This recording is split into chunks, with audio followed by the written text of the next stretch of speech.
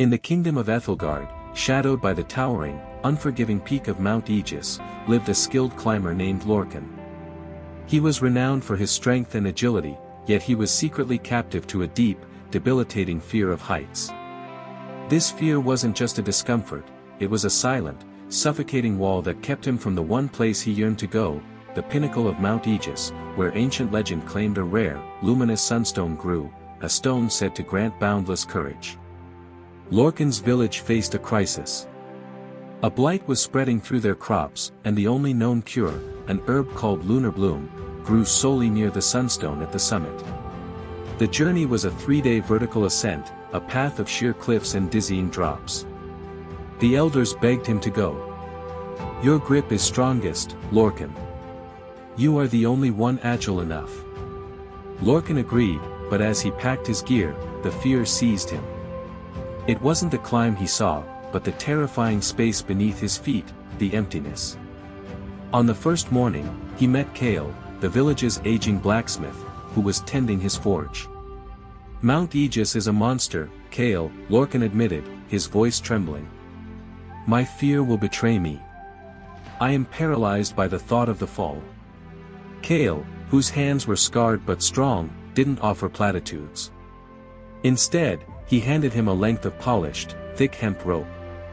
"This is not just for tying, Lorcan," he said, his eyes kind. "Do you see this rope? It is strong enough to hold twice your weight. You spend all your energy looking down, worrying about the disaster that might happen. This rope is your answer." "I don't understand," he replied. "It's a rope. I know how to tie knots." Kale shook his head. "The secret to defeating fear is this: you cannot conquer what you will not acknowledge. Your fear is not of the mountain, it is of the moment you stop trusting the rope.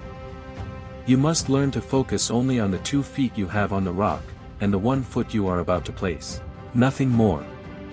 He pointed to the rope in his hand. "Whenever the vertigo hits, stop.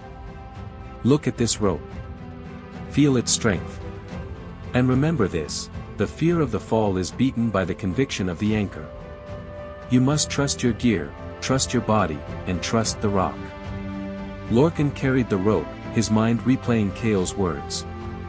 The ascent was brutal. On the second day, a narrow ledge disappeared into an endless void, and Lorcan's fear flared into panic. His legs locked, his breath catching in his throat. He couldn't move, seeing only the fatal drop. Then, he remembered Kale's instruction. He paused, forcing his eyes away from the abyss. He looked down, not at the space, but at his feet, his worn leather boots firmly gripping the granite. He traced the hemp rope where it anchored into the stone beside him.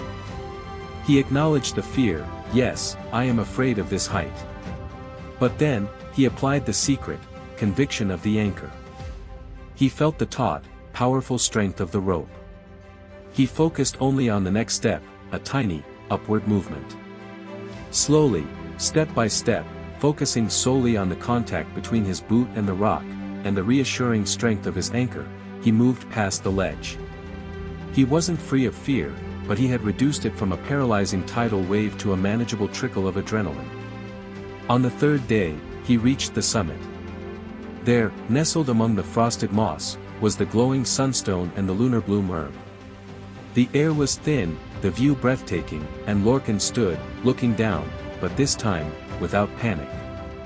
He saw not the abyss, but the long, winding path of his courage. He descended safely, returning the hero who saved the village. When he brought the sunstone to Kale, the blacksmith smiled.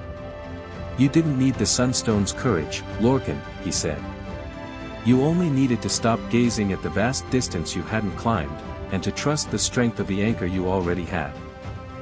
The true secret to defeating fear isn't becoming fearless, it's learning to manage it by focusing only on the present, actionable step, and maintaining the conviction of the anchor, the belief in the safety, strength, or resource you already possess." If you liked this story, please like the video and subscribe. Your support helps me bring more amazing stories every week. Thanks for watching, and I'll see you in the next one.